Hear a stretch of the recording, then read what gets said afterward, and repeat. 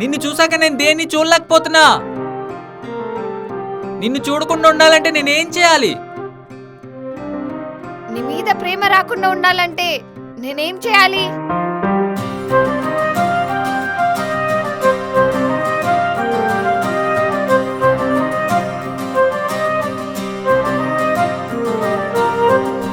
శబ్దాన్ని అడుగుతున్నా, నిశ్శబ్దంగా తన ప్రేమను తెచ్చివ్వమని.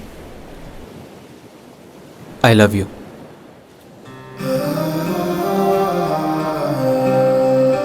మరి నిన్ను అడుగులు ఆపకుండా వేస్తాను, వస్తావా? నాకు అలసట వస్తుందేమో.